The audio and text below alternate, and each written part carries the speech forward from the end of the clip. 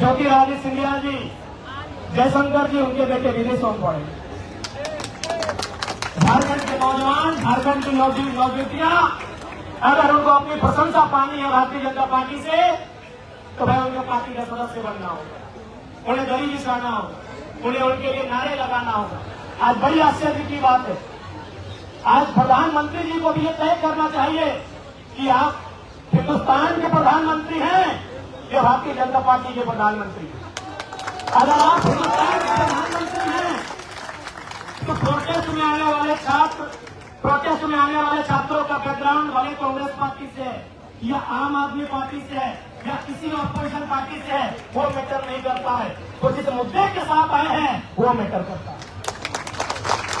यदि आप देश के प्रधानमंत्री हैं तो प्रोटेस्ट करने वाले छात्र, उनके अभिभावक, उनकी आइडियोलॉजी, उनकी पॉलिटिकल आइडियोलॉजी क्या है वो मैटर नहीं करता है। क्योंकि आप अगर हिंदुस्तान के प्रधानमंत्री हैं तो मुद्दा कौन मैटर करता है। और ये मुद्दा है कि एक बार नहीं 90 बार पेपर लीक हुआ है। ये मुद्दा है कि एक नहीं कई दर्जन छात्रों ने सुसाइड किया है। ये मुद्दा है। इसलिए अगर आप देश के प्रधानमंत्री हैं श्रीमान, तो आपको ये भूल जाना चाहिए कि प्रोटेस्ट करने वाले मंच पर कौन लोग आ रहे हैं, प्रोटेस्ट करने वाले युवाओं का समर्थन पीछे से कौन कर रहे हैं, ये भूल जाना चाहिए। आपको ये याद रखना चाहिए कि ये नौजवान इस हिंदुस्तान की माटी के हैं और इनका जो मुद्दा है वो सही है कि नहीं, ये मायने रखना चाहिए। लेकिन आज दुर्भाग्य है, आज अगर आप क्रांति की बात करें, इंकलाब की बात करें, किसी के हित की बात करें, हुकूक की बात करें, तो आपको राष्ट्र विरोधी तगमा दिया जाता है। तो ऐसे में हमें ऐसा लगता है कि राष्ट्रवाद और ये धर्म केवल गरीबों का आभूषण बन के रह गया है, अमीरों को तो सत्ता और संपत्ति चाहिए।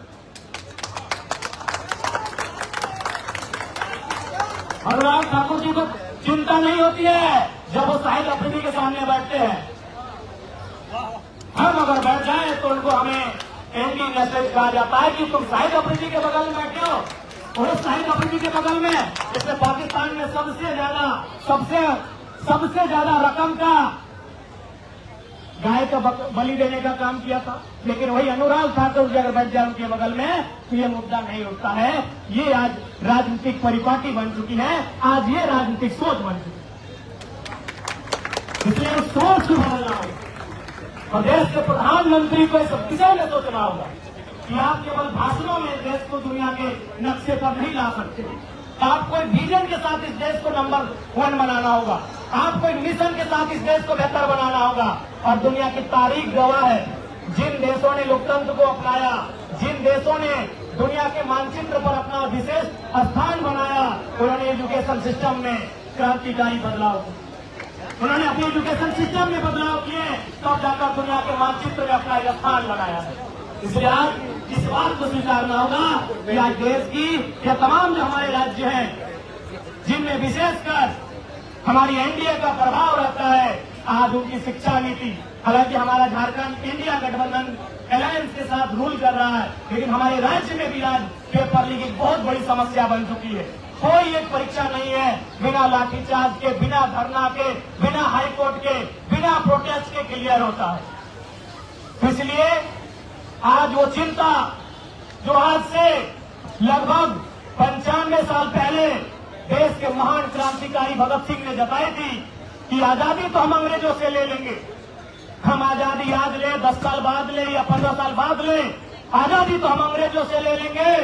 लेकिन सवाल यह है, क्या वो आजादी अंतिम व्यक्ति तक, किसान तक, खेतों में काम करने वाले किसान तक, मजदूरों में काम करने वाले कर्मचारियों तक, मजदूरों तक, फैक्ट्रियों में काम करने वाले, माफ कीजिएगा, फैक्ट्रियों में काम करने वाले मजदूरों तक, खेतों में काम करने वाले किसानों तक वो आजादी जाएगी कि नहीं?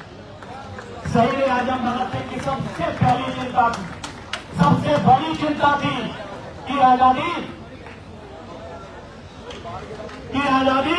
खेतों में काम करने वाले किसान तक पहुंचेगी नहीं, या फिर 10% कॉर्पोरेट के हाथ में आजादी रह जाए। ये चिंता भगत सिंह की थी और इस चिंता पर मुहर प्रधानमंत्री जी को अपने पन्ने पलटने चाहिए भगत सिंह की ये जो चिंता जो उन्होंने जताई थी कि आजादी गांव तक, खेतों तक, कल्याणों तक जाएगी, यह 10% अमीरों के हाथों में आजादी रहेगी, इस चिंता पर मुहर किसी विपक्ष ने नहीं लगाया।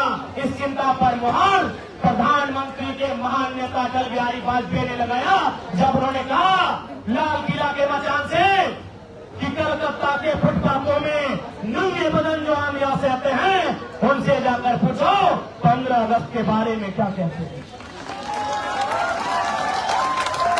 उनसे जाकर पूछो कि 15 अगस्त के बारे में क्या कहते हैं। ये किसी अपोजिशन की आवाज नहीं है, ये नरेंद्र मोदी हमारे देश के आदरणीय प्रधानमंत्री उनके नेता का हुआ था। इसलिए आज पूरे देश को इस विषय पर तो सोचना चाहिए। आज देश के हालात पर चिंतन करने की आवश्यकता है। आज हमारे देश की मीडिया का हालात क्या है, आज ब्यूरोक्रेसी का हालात क्या है। जो स्वतंत्र व्यवस्थाएं थी, सीबीआई रहे, ईडी रहे, तमाम जो स्वतंत्र व्यवस्थाएं जिनको हम ऑटोनॉमस बॉडी के नाम से जानते थे, आज उनकी क्या व्यवस्थाएं हैं, इस पर देश को चिंता करनी चाहिए। समय का अभाव है, बहुत सारे साथी मंच पर है। मैं दिल्ली के जंतर मंतर में प्रदर्शन करने वाले तमाम नौजवान भाइयों बहनों की इस आवाज को, उनकी इस मांग को समर्थन करने आया हूं। और बिल्कुल आज सोनम सर जो भूख हड़ताल अनशन पर बैठे हैं, मैं उनके इस त्याग को, उनके इस संघर्ष को, उनके इस तप को नमन और वंदन करने आया हूं। और साथ ही साथ जो लोग घरों में बैठे हैं, जो लोग घरों में बैठकर केवल सोशल साइट से जुड़े हैं, मैं उनसे भी कहना चाहूंगा, आवाज उठाइए। आप वोट किसको देते हैं नहीं देते वो मैटर नहीं करता है। यदि छात्रों का मुद्दा सही है तो आज इनके लिए आवाज उठाइए, क्योंकि याद रखिएगा, अगर आज आप आवाज नहीं उठाते हैं तो मारे तो एक दिन सब जाएंगे। कोई भूख से मरेगा, कोई दुख से मरेगा, कोई सत्ता की चाबूक से मरेगा, और जो बच जाएगा गोली और बंदूक से।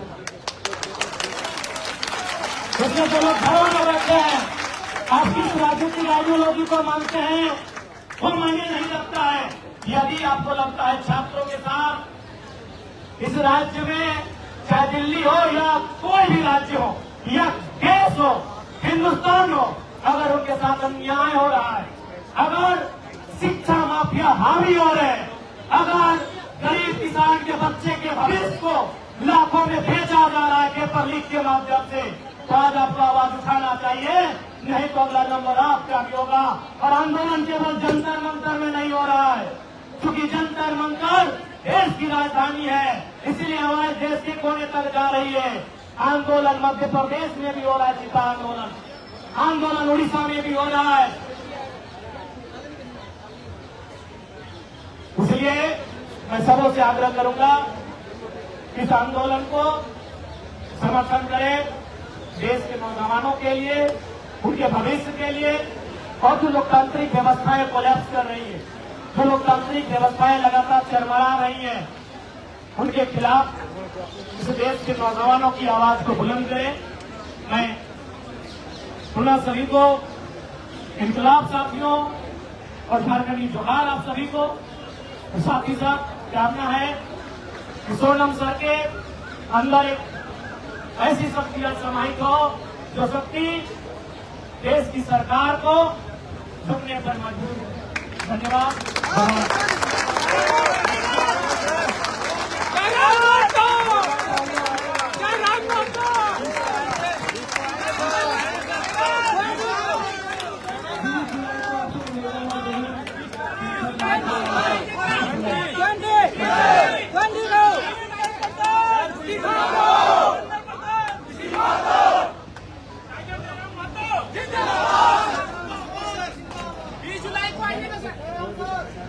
He's like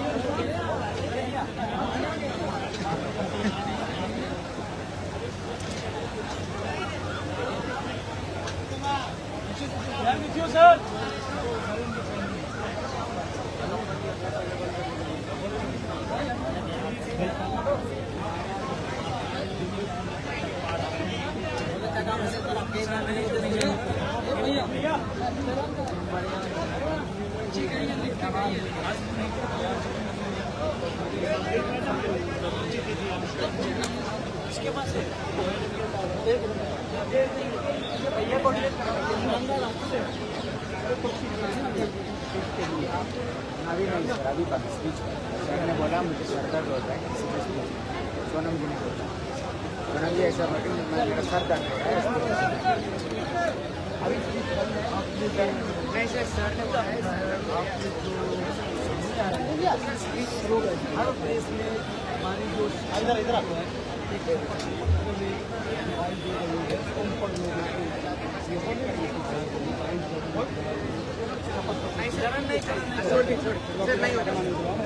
sir please sir please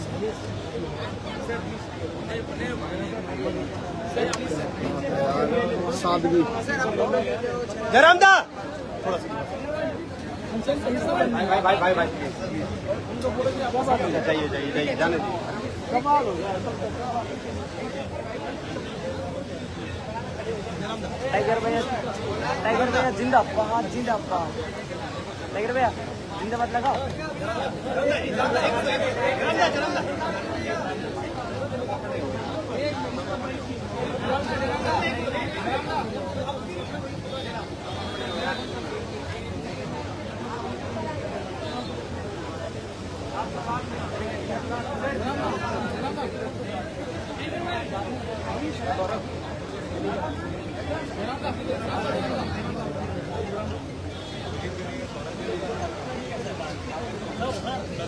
ठीक है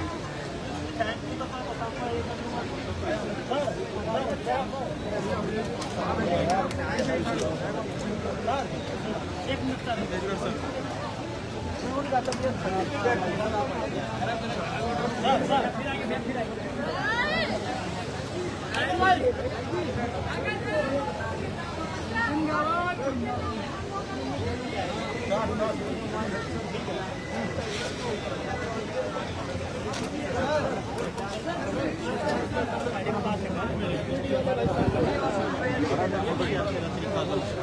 हम अपने फोटो खींचने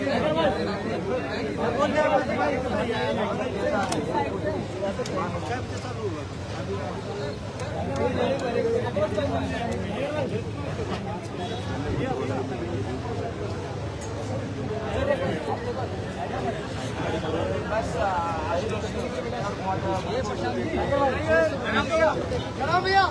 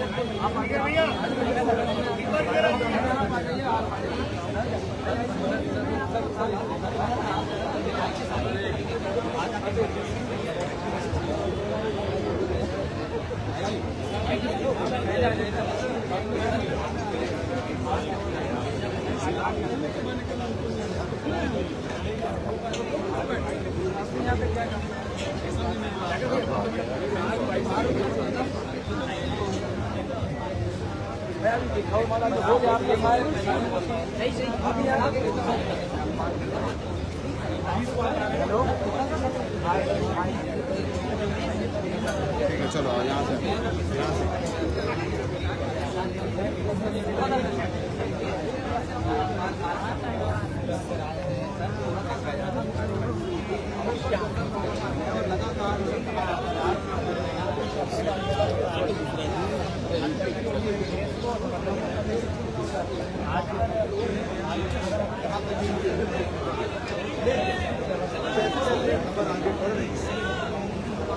वैसे आप जंतर मंतर पर जो अब तक की शोर है वो तस्वीरें आप देखेंगे तो यहाँ पर अब आपकी नजर आएगी। एक तरफ मारी सिर्फ नेता नहीं सोशल मीडिया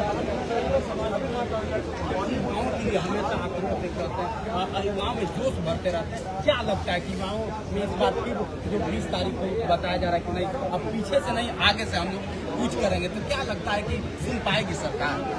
देखिए, अगर सरकार की मर्यादा है और वो हमारा सम्मान करती है तो उन्हें आकर सुनना चाहिए और संवाद करना चाहिए और इस मसले का हल निकालना चाहिए। बहुत सारे नेता आए होंगे, हमें लगता है कि यहाँ जंतर मंतर में पहले इस समस्या आप लिए है क्या, मतलब इन लोगों के मिलने के बाद जो लोग हमारे सामने आते हैं मैं अपने घर जैसा मानता हूँ, हमारे घर के भाई बहन जैसे हैं और मैं आश्चर्यजनक कुछ न कोई टाइम लोग मेरा यूट्यूब में भाषण सुनते तो वोट देते हैं, इसलिए मेरा कोई लीडर और कैडर ही नहीं है।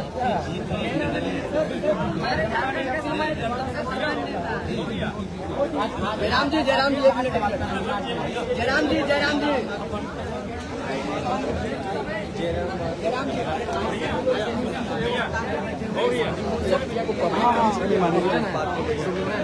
वीडियो की आपको लगा कि व्यक्तिगत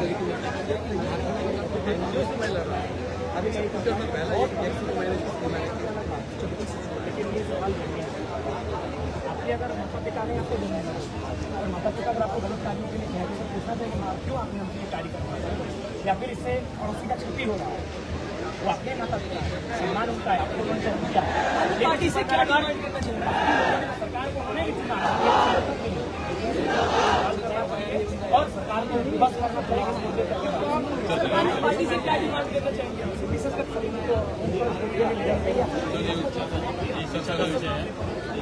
20 तारीख को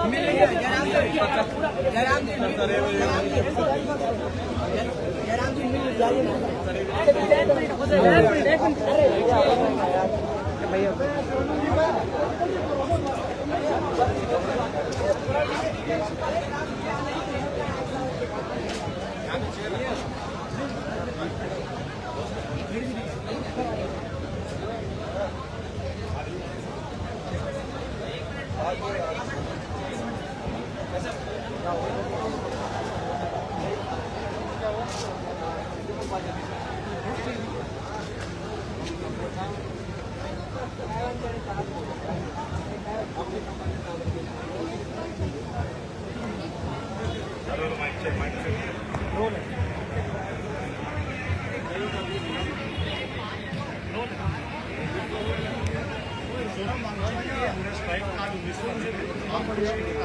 झारखंड से एक आवाज आई है टाइगर जयराम, युवाओं के बीच काफी पॉपुलर है और नौजवानों की आवाज लंबे समय से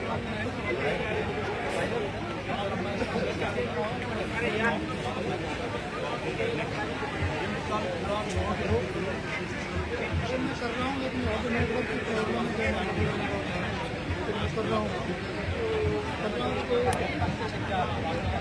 देखिए, रीज़न यही है कि हम कृषि बैकग्राउंड से आते हैं और मेरा वो पृष्ठभूमि अभी तक समाप्त नहीं। कुछ लोग विधायक सांसद बनने के बाद या फिर बढ़िया सिविल सर्विस में आने के बाद कुछ महीनों में कुछ सालों में उनका स्टेटस बदल जाता है। वो अपने गांव की मिट्टी को, अपने पुराने साथियों को, अपने लोगों को भूल जाते हैं और नए शहर से, नए मौसम से, नए लोगों से ताल्लुक रखने लगते हैं।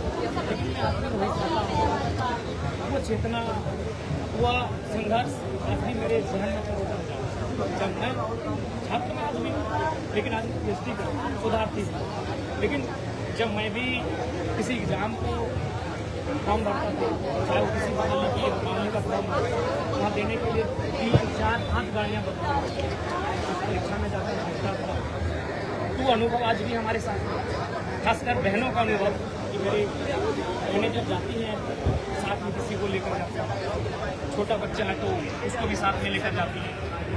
लेकिन जब वापसी के क्रम में उन्हें पता चलता है कि पेपर लीक हो चुका है तो उन्हें ऐसा लगता है मानो कि उनका पाँव तले जमीन ही खिसक है। तो एक सपना जब टूट जाता है, सपना चकनाचूर हो जाता है, उस समय आपको कैसा लगता है? उस अनुभव को हम लोग जिए। इसलिए मैं भावुक हो गया जब उनके बीच आया कि आज एक दो मामला होता तो हम लोग समझ लेके चलिए सरकार को मौका मिलना चाहिए।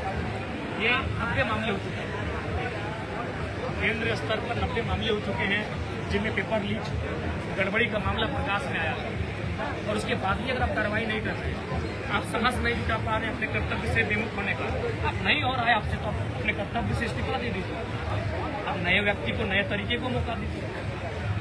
आप आके संवाद करिए। लोकतंत्र मतलब क्या? संवाद बातचीत करना।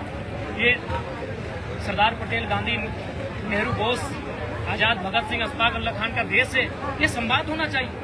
सरदार पटेल कहते थे कि लोकतंत्र में लोगों की मांगे सही है या गलत है मायने नहीं है। अगर एक बहुत बड़ी आबादी किसी मांग के ऊपर अडिग है तो उस मांग पर विचार करना चाहिए, उस पर संवाद होना चाहिए। अभी बताओ, संवाद की बात कर रहे हो, 19वां दिन है, हालत खराब है, क्या आपको लगता है कि आप खुद भी विधायक सरकार को करीब से देखते हो, सरकार के चरित्र को भी करीब से देखते हो, 19 दिन हो गए, सरकार क्यों नहीं बात करती? देखिए, इसमें अभी तो देश का माहौल है, वो माहौल पूरी तरह से नरेंद्र मोदी जी के नेतृत्व में डाइवर्ट हो चुका है। माहौल एक धार्मिक ध्रुवीकरण का रूप ले चुका है और अगर हमें लगता है कि सोनम सर को कुछ अप्रिय हो जाता है इनके साथ, क्योंकि देश की बहुत बड़ी आबादी को फर्क नहीं पड़ेगा। मैं आज उनके सामने खड़ा होकर ये कहने की हिम्मत कर रहा हूँ क्योंकि मैंने अपने कम उम्र, क्योंकि मैं एक दार्शनिक छात्र हूँ, दार्शनिक का छात्र हूँ, मैं एक फिलोसफी का स्टूडेंट हूँ, मैं PhD का स्कॉलर हूँ, तो मैं जो चीज़ें मैं रिसर्च करता हूँ, जो चीज़ों को मैं आत्मा मंथन करता हूँ, मेरा ये अनुभव कर रहा है कि सर को अगर कुछ बड़ी अप्रिय घटना भी इनके साथ घट जाती है तो देश की बहुत बड़ी आबादी को नहीं पड़ेगा, क्योंकि देश के प्रधानमंत्री जी ने देश के माहौल को विकास से डाइवर्ट करके जब राष्ट्र हो या राज्य हो, दुनिया का कोई देश हो, कोई राज्य हो, अगर वो धार्मिक आधार पर उस देश के निर्माण की बात है तो वहाँ इस प्रकार की कई प्राणों की आहुतियाँ आपको सोचने के लिए विवश भी नहीं करती।